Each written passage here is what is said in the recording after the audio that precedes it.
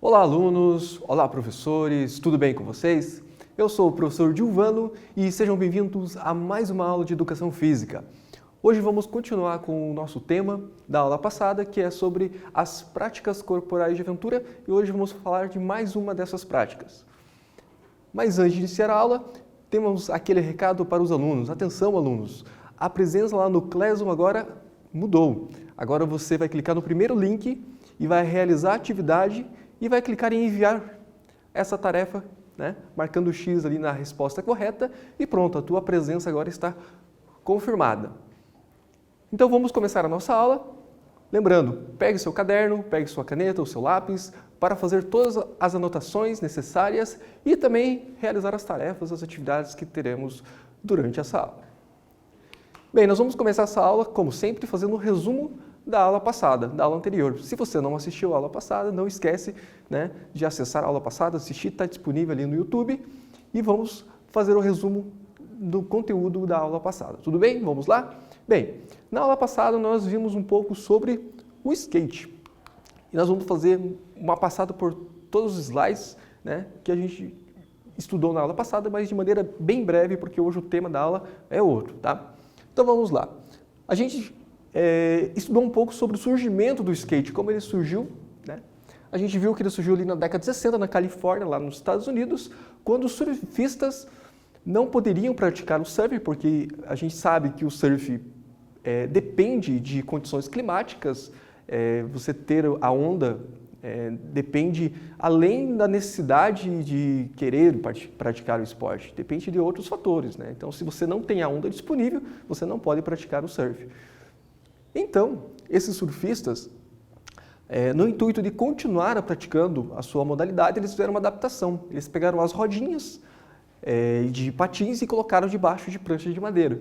Dessa maneira começou a surgir o skate. Então, basicamente, de maneira bem resumida, a história do skate surge a partir do surf. Então, a gente tem aqui a primeira empresa, a primeira marca de skate fabricado, feito pela Holy Dollar. Também estudamos que o primeiro campeonato de skate também foi realizado na Califórnia. O skate ele era uma extensão, naquela época, da praia para o asfalto. Então, eram os próprios surfistas que compartilhavam da praia e levaram aquele esporte para o asfalto, para as pistas no asfalto. E nesse período aqui também surgiu o skate vertical, que aconteceu lá na Califórnia, num período de seca, em que os surfistas utilizaram das piscinas secas para realizar manobras imitando a crista da onda. Então, e aí surgiu uma variação do skate que seria hoje conhecido como o skate vertical. Nos anos 90 também tivemos influência de filmes que falavam sobre o skate enquanto pano de fundo desses filmes. Um grande filme conhecido, que é De Volta para o Futuro, lá de 1985, que em algumas cenas tinham um skate que não precisava de rodinhas. Aí a gente não tem isso ainda hoje, mas naquela época já tinha o skate como pano de fundo de alguns filmes bastante conhecidos até hoje. Até então, nos anos 90, o skate era conhecido como um esporte rebelde, até que nesse período surgiu um grande skatista conhecido, até hoje, inclusive, para quem pratica o skate, que é o Tony Hawk, com as suas manobras. E junto com o desenvolvimento do skate, um skate cada vez mais leve, mais tecnológico, proporcionou que essas manobras fossem desenvolvidas e realizadas cada vez com mais eficiência e mais destreza.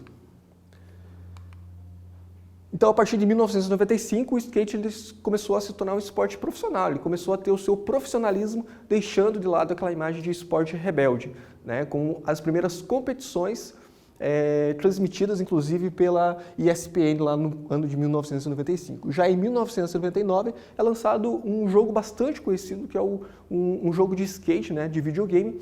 Inclusive, esse jogo ele foi um dos mais vendidos e populares do mundo até então. Nos anos 2000, então, a gente tem a invenção da mega rampa, e muita publicidade, muitos skatistas participando de publicidades de marcas que não eram do universo do skate.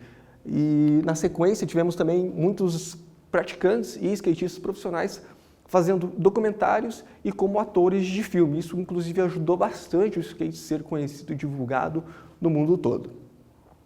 O longboard também foi nesse mesmo período, aí dos anos 2000, que ele foi inventado e deu seu boom. Então foi conhecido e comprado e todo mundo começou a conhecer melhor essa modalidade. E nos anos 2010, o skate ele se firma cada vez mais enquanto uma prática esportiva.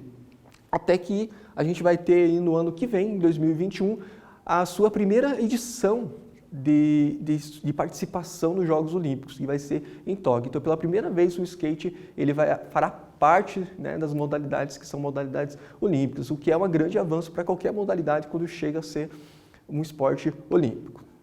Vimos também sobre o skate, as partes do skate, como é composto, os itens de segurança obrigatório, quais foram eles, vimos um por um, e aí também vimos as modalidades, vimos o freestyle, que são manobras feitas em sequência no solo, o downhill, que são descidas de skate em alta velocidade,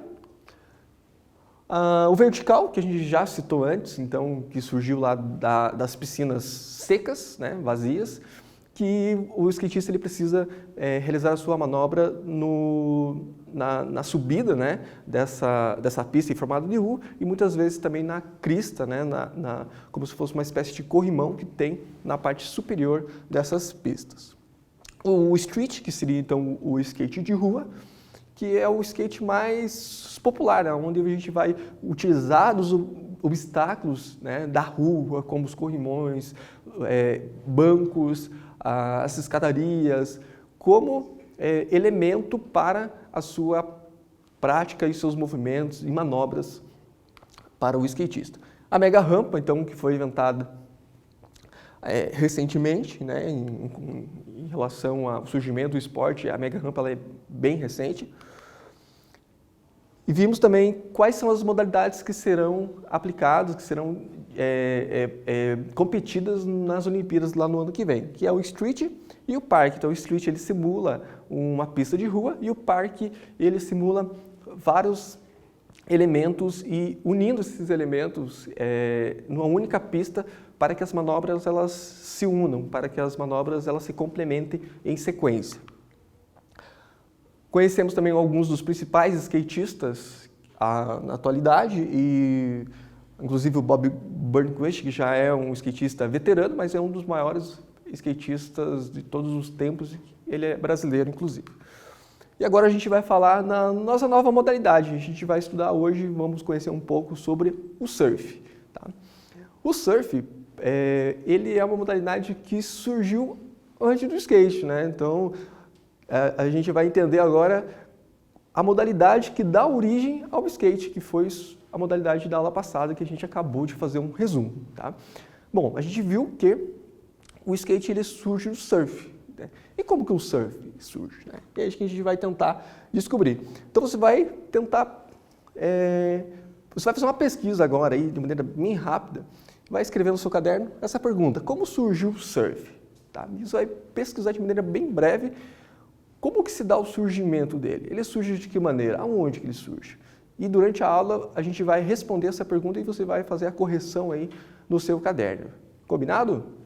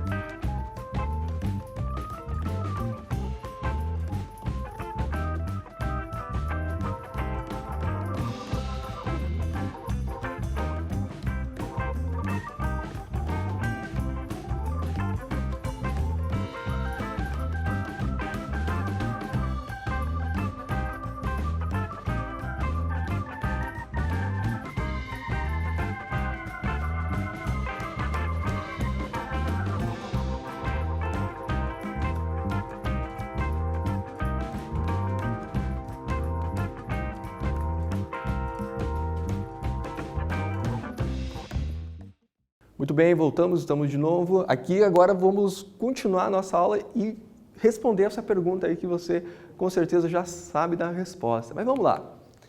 Bem, na sua história, há muitas hipóteses que envolvem o surgimento do surf. Não se tem exato uma data que demarca o início dessa modalidade, ou ao menos uma localidade ou alguém que tenha inventado essa modalidade. O que existe são algumas hipóteses. E eu vou apresentar a hipótese mais aceita no universo do surf, de qual seria o seu surgimento, de onde ele partiu, de onde ele foi criado, digamos assim.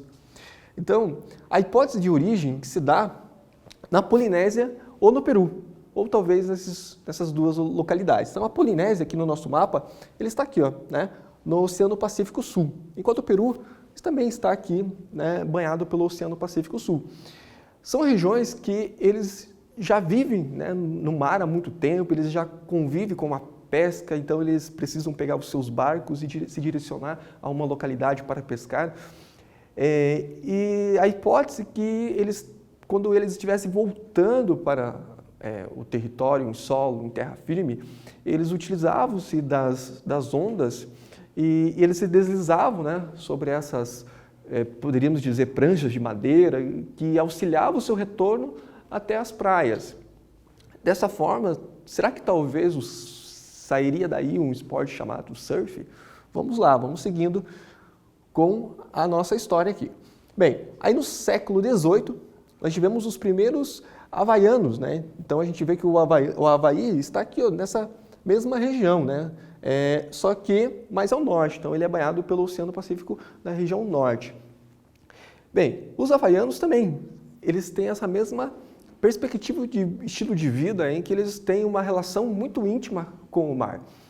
Desde criança eles vivem no mar, na praia, por causa da sua localidade, isso favorece muito, né, essa cultura. E eles também começaram a desenvolver essa prática do surf, o qual eles se tornaram peritos, digamos assim, né? Seriam os peritos do surf justamente porque eles já praticam e já vivem, está na sua essência desde o seu nascimento, desde quando a criança nasce, ela já tem o contato com o mar, com a prancha. E alguns anos depois, então em 1948, nós tivemos o surf chegando, né, na costa californiana. Então a Califórnia, né, está aqui, ó. Então, provavelmente essa região aqui é onde o surf ele surge, né? Na região do Pacífico. Então, mas não se tem exato ao certo em que ano isso surgiu, mas sabemos que foi pessoas que começaram a praticar por algum motivo e começaram a desenvolver isso até que chegou na Califórnia. E na Califórnia, sim, começou a se praticar enquanto esporte, enquanto não uma necessidade. Eu preciso utilizar da prancha para fazer o meu retorno até a praia. Mas sim, eu vou até a praia com a prancha para praticar uma modalidade que, a princípio, ela não era um objetivo de competição, de esporte ou coisas afins. Era uma modalidade de lazer, de recreação. Então, o surfista ele ia até a praia justamente para ter esse contato com a natureza e com o mar, né? Que é a essência dessa modalidade. Vamos lá, dando continuidade, aqui temos uma imagem que é as primeiras pranchas, feito de madeira, inclusive, naquela época, né? Então, ali no período dos anos 60, dos anos 70, as pranchas eram desse tamanho. Inclusive, temos pranchas desse tamanho, só que hoje muito mais leve, que a gente vai ver mais para frente aí na evolução das pranchas. E como que surgiu no Brasil? Bem, então sabemos que o surf se desenvolveu ali na região dos Estados Unidos, também foi para a Europa, né? Muitos países por esse contato, né, de continentes e o comércio, as pessoas que se deslocavam de um continente para o outro, o surf também ele acabou chegando na Europa e em outros países. E como que ele chegou no Brasil? Bem, acredita-se que trabalhadores de companhia aérea que conheciam já a modalidade em outras regiões, quando eles vinham para o Brasil, especificamente nesse caso para São Paulo, eles iam para Santos e praticavam essa modalidade. E logo começou a ser conhecido também no Rio de Janeiro e alguns anos depois caiu nas graças dos cariocas, né? Então a gente vê que muitos esportes se desenvolveram bastante em regiões litorâneas, como por exemplo a cidade do Rio de Janeiro, que é praticamente todo o litoral. E, inclusive o esporte é bastante praticado até hoje, né? No Rio de Janeiro é um dos esportes mais praticados lá. Em 1965, a gente teve a primeira organização de surf organizada no Brasil, né? Que foi a Associação de Surf do Rio de Janeiro. Então a gente vê que o esporte se desenvolveu bastante nessa região de maneira profissional. E em 1987 a gente teve o primeiro campeonato brasileiro de surf. Então, na década de 60 e 70 nós começamos a ter a profissionalização já da modalidade. Nós tivemos lá nos Estados Unidos a primeira competição internacional, né? Aí no período das décadas de 60 e 70. E em 1976 nós tivemos dois surfistas, né? O Fred Henniges e o Henry Henniges. Eles fundaram a WSL, eu acho que quem já acompanha o surf vai conhecer, que é hoje a principal liga mundial de surf. Então as principais competições acontecem nesse circuito que é a WSL. Vamos falar agora um pouquinho sobre a evolução das pranchas, como que as pranchas surgiram e como que ela foi evoluindo com o passar dos tempos. Então, as primeiras pranchas que a gente vê aqui na nossa imagem, elas foram feitas de madeira. E eram pranchas muito maiores, porque o principal objetivo era deslizar utilizando essa força da onda. Então, você deslizar utilizando desse elemento natural.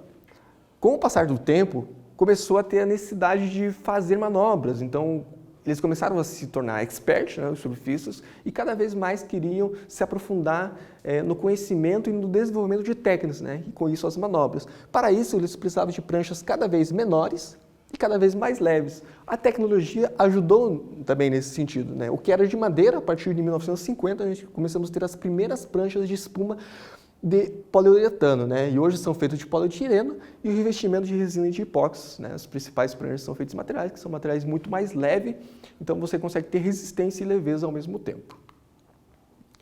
Dando sequência, vamos lá para a nossa segunda atividade. Você conhece alguma manobra de surf?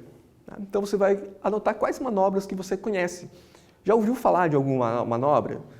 Já viu na TV? Ou já ouviu no documentário? Ou uma manchete na TV? De alguma manobra, de algum surfista brasileiro conquistando um circuito mundial e alguma manobra que ficou conhecida? Então você vai anotar essa manobra e daqui a pouquinho nós vamos falar um pouquinho sobre as principais manobras do surf. Combinado?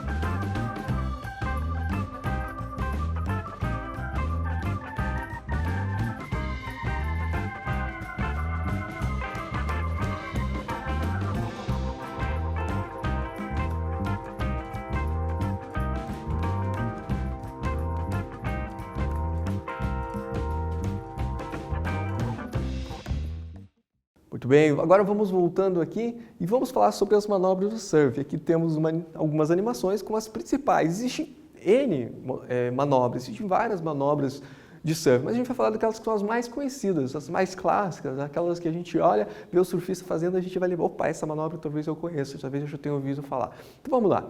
As mais conhecidas aqui nós temos o tubo, 360, o aéreo, o floater. Então vamos lá. Esse primeiro aqui é o tubo, né? É quando o surfista ele passa por dentro realmente, literalmente, de um tubo que a onda forma. O 360 é uma manobra em que ele faz como se fosse um aéreo, mas ele faz um giro em 360 graus, por isso o nome 360. Nós temos o aéreo, que é simplesmente o surfista ele utiliza da parede da onda e faz uma manobra aérea.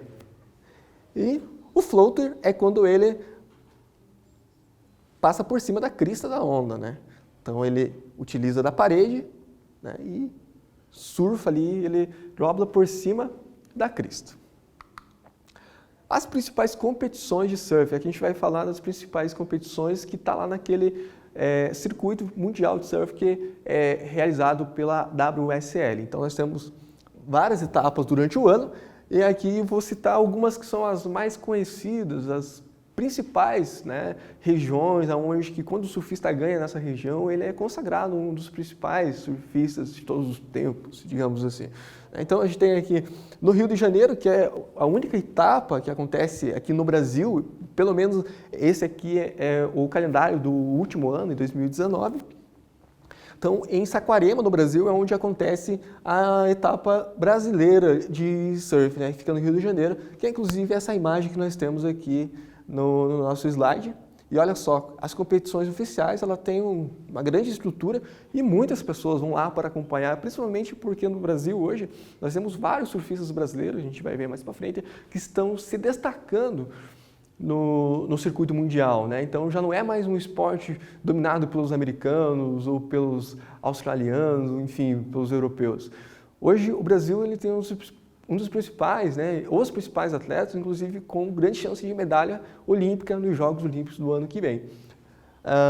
Então a gente tem hoje o surf como um dos principais esportes nacionais e quando tem um circuito desse tamanho, a gente com certeza vai ter muitos espectadores acompanhando essas competições. Então a praia fica praticamente toda lotada. Na Baía de Jeffrey, né, Jeffrey Bay na África do Sul, também é uma etapa clássica desse circuito.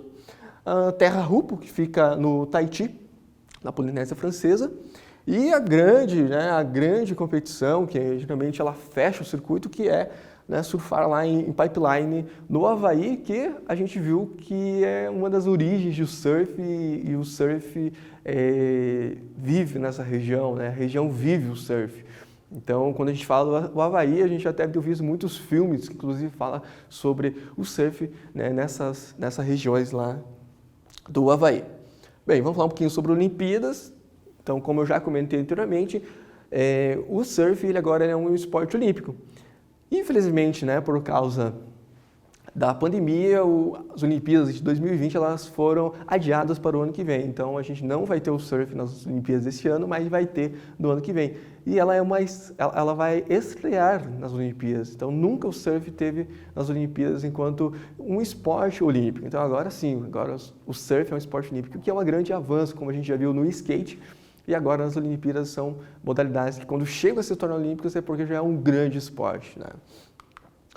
E aqui os grandes, melhores surfistas de todos os tempos, e vamos destacar aqui também os surfistas brasileiros. Quem nunca ouviu falar do Kelly Slater, né? Por anos e anos, esse americano ele dominou as ondas e foi por anos seguidos, né, o grande campeão, o grande surfista a ser batido, né? Como se fosse considerado o Pelé do surf, né, de todos os tempos.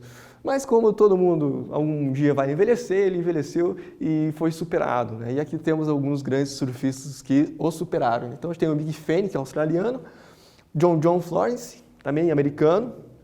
Como o surf ele surgiu também nessa região dos Estados Unidos, foi um grande potencial para o surf ser conhecido no mundo todo, não é de se esperar, né, que grandes surfistas sejam desse país. E aqui em destaque, né, hoje os principais grandes surfistas brasileiros. Quem não conhece o Gabriel Medina, né, foi um dos primeiros campeões brasileiros de surf, que inclusive superou o Kelly Slater. Então ele é conhecido hoje como um dos principais surfistas nacionais. O Adriano de Souza também já foi campeão, Felipe Toledo e o Ítalo Ferreira, que é o que está na imagem, que foi o nosso último campeão, né, da etapa de 2019, inclusive em Saquarema, né, na etapa brasileira. E quando a gente fala desses 4 surfistas, a gente sempre ouve falar, né, que é o Brazilian Storm, né, que é uma onda de grandes surfistas sendo revelados no nosso país. E dentre as brasileiras, uma que se destaca é a Tatiana Weston Webb, né, que também é uma grande competidora, né, já foi campeã do segundo mundial. E agora vamos para a nossa terceira atividade. Vamos lembrar ali lá no início da aula, né, onde surgiu o surf. Então vamos lá, essa é a pergunta. Alternativa A, nas praias do Rio de Janeiro. Alternativa B, no Havaí em 1846. Ou C, surgiu na Califórnia, trazida pelos europeus. E por fim, ali a alternativa D, a hipótese que tenha surgido na Polinésia e no Peru, tá? Então, um tempinho para você pensar e já voltamos com a resposta.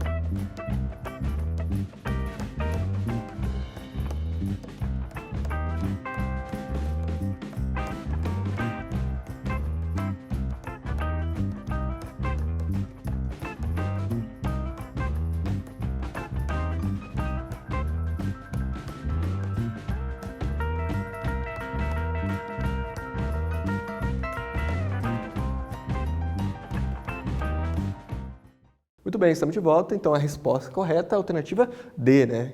Então, a gente falou que não existe exato uma data ou uma localidade específica de onde tenha surgido, mas a hipótese que tenha surgido aí na Polinésia e no Peru, os primeiros vestígios, né, daquilo que viria a ser o surf, como é conhecido na atualidade, tá?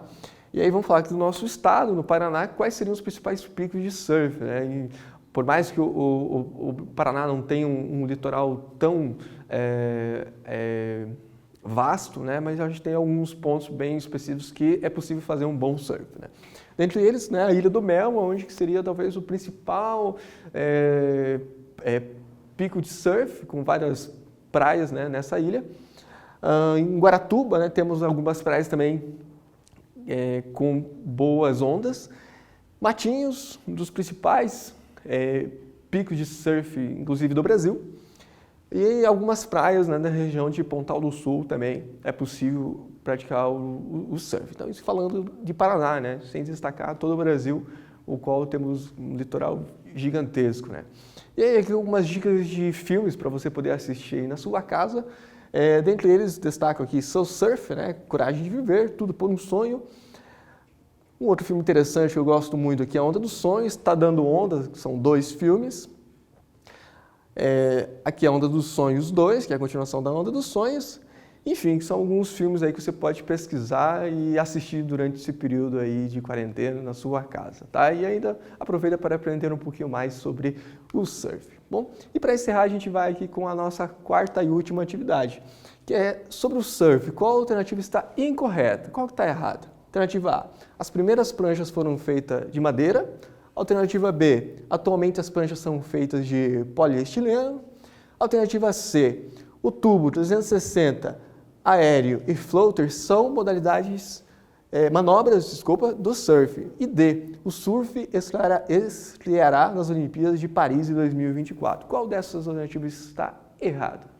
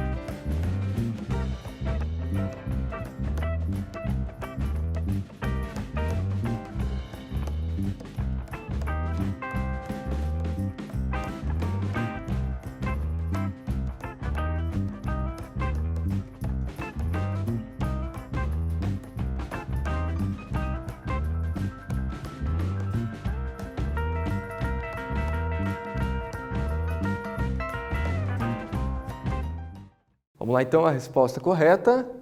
D, né? O surf estreia nas Olimpíadas de 2024? Não, né? Estreia nas Olimpíadas de Tóquio, vai ser no ano que vem, 2021. Bem?